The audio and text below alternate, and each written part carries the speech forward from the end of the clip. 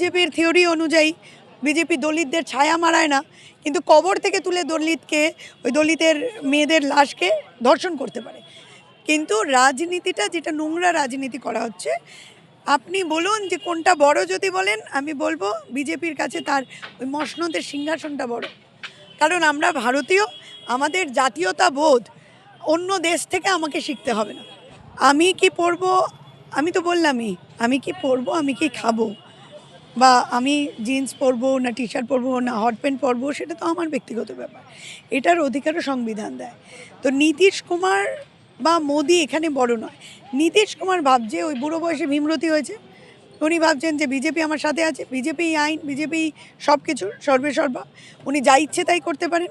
কারণ বিজেপির থিওরি অনুযায়ী বিজেপি দলিতদের ছায়া মারায় না, কিন্তু কবর থেকে তুলে দলিতকে, ওই দলিতের মেয়েদের লাশকে ধর্ষণ করতে পারে, এটা ওদের অনুমতি আছে।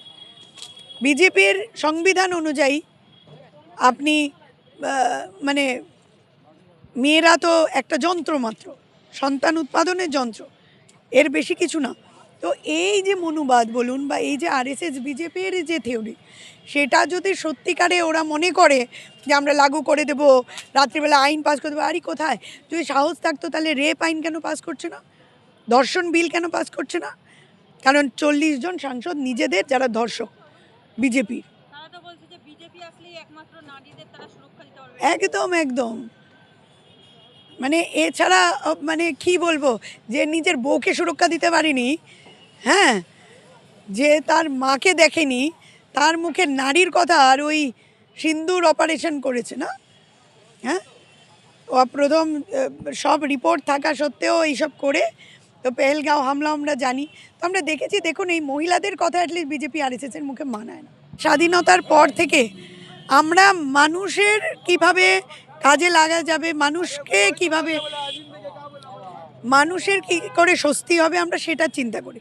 সংবিধানটা কি? সংবিধান তো আজকে কংগ্রেসেরও না, বিজেপিরও না, টিএমসিরও না, সিপিএমেরও নয়, কোনো দলের নয়। সংবিধান হলো অধিকার, যেটা আমাদের ভারতীয়দের অধিকার রক্ষা করে, তার নাম সংবিধান। এবং আমার এই যে নানা ভাষা, নানা মত, নানা পরিধান, বিবিধের মাঝে দেখো মিলন, এই কথাটা যেটার উপর টিকে আছে তার নাম সংবিধান। তো সংবিধানের সাথে রাজনীতি একদম আলাদা।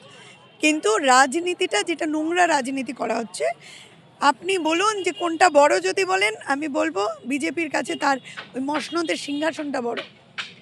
কারণ ওই সিংহাসনের জন্য উনি ওনার বউকে ভুলে গেছেন, উনি ওনার মাকে ছেড়ে দিয়েছেন, উনি শুধু ওই আদানি, আম্বানি আর অমিত শাহ, এই তো 4 জন মিলে তো চালাচ্ছে, এই ব্যাস, আর তো কিছু নেই বলে আমি মনে করি। কিন্তু তার মানে ওই যে রোহিঙ্গা ঢুকিয়ে আমি ওই 1.5 কোটি তো নেই, যাই আছে 1.5 কোটি থাকতে পারে ওনার বাড়িতে, আমি খবর নিই। তো যাই হোক, তো ওদের নামে পঞ্চায়েত মেম্বার করে দিলাম, যার বাংলাদেশে ভোটার আছে, আমি সেইটার কথা বলছি, যাদের প্রকৃতভাবে দরকার, আমি ব্যাস তাদের কথাই বলছি। তো দেখুন, আমার মনে হয় ওটার এফেক্ট এখানে সেইভাবে পড়া উচিত না। কারণ আমরা ভারতীয়, আমাদের জাতীয়তা বোধ অন্য দেশ থেকে আমাকে শিখতে হবে না। ভারতের জাতীয়তা বোধ ভারতীয়দের কাছে আছে। তো এখন ধর্মের নামে রাজনীতি চলছে।